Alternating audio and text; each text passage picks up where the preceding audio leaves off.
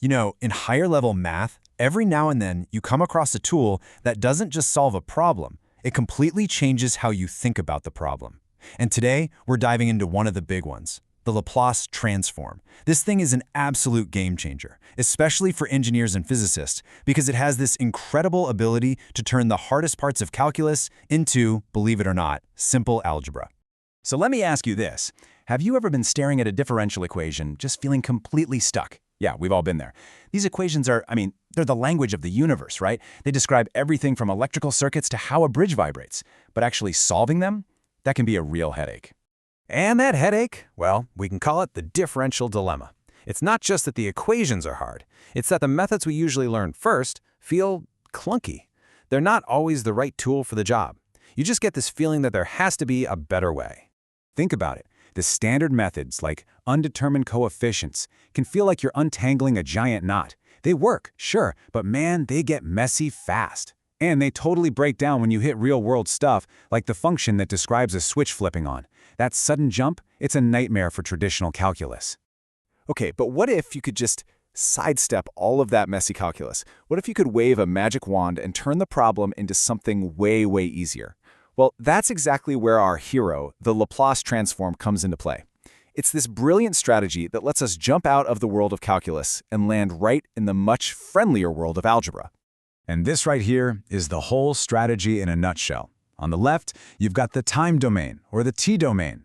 That's where you're wrestling with derivatives and integrals. It's like trying to sail in a storm. But the Laplace transform is a bridge over to the s-domain. And over there, everything's calm. The problem is just simple algebra. You solve it there, and then you just transform your answer back. Easy. So here's the roadmap.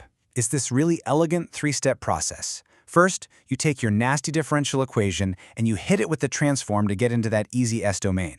Second, you solve the new algebraic equation, which is usually pretty straightforward. And third, you use what's called an inverse transform to bring that nice, simple solution back into the real world. That's it.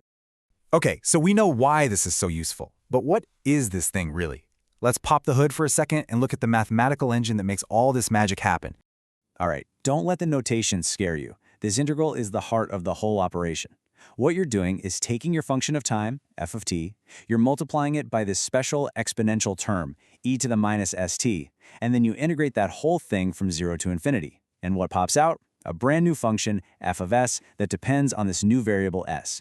And just like that, you've jumped from the time domain to the s domain. So, does this magic trick work on any function? Well, pretty much. There are just a couple of ground rules. Your function has to be piecewise continuous, which is a fancy way of saying it can have some jumps, but it can't shoot off to infinity. And second, it has to be of exponential order, which means it can't grow faster than an exponential function. The good news? Almost every function you'll ever need in science and engineering follows these rules, so we're good to go. Theory is great and all, but let's make this real. The best way to understand this is to actually do it. So let's take the simplest function imaginable and see how this whole process works from start to finish. Our mission, should we choose to accept it, is to find the Laplace transform of just the constant function f of t equals 1. This is kind of like the hello world of Laplace transforms. It's the perfect place to start. So step one, we just apply the definition. We take our function, which is just the number 1, and we plug it straight into that integral formula we just saw. So now our job is just to figure out the integral of e to the minus st. All right, step 2, we do the integration. The integral of that exponential gives us negative 1 over s times e to the minus st. Now, all we have to do is evaluate this thing at our limits of integration, which are 0 and infinity. And here comes the most important part. As our time t goes to infinity, that exponential term, e to the minus st, it goes to 0. But, and this is a big but, that only works if s is a positive number. That condition is absolutely key. Then we subtract what we get when we plug in t equals 0, which gives us a negative 1 over s. So the whole calculation becomes 0 minus negative 1 over s. And what does that give us? This beautiful, simple answer, 1 over s. That's it. We took the constant function 1 in the time world and turned it into the simple algebraic expression 1 over s in the s world. That's the transform in action. Now look, we could go through that whole integration process every single time we see a new function. But why would we want to? That's not efficient. The real power here comes from building a toolkit of common transforms that we can just look up. Exactly. You don't build a new hammer every time you need to hit a nail, right? You have a toolbox. And that's what we're doing here.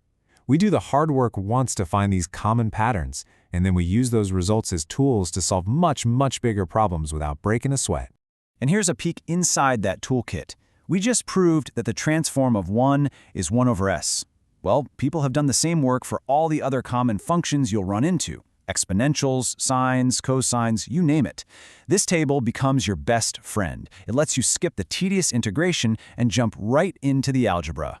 So if you only remember one thing from all of this, let it be this right here. The Laplace transform is really just a clever change of scenery. You take a strategic step away from the hard calculus battlefield of the t-domain, and you move to the safe, easy algebraic playground of the s-domain. You solve the problem there, and then you bring your solution back.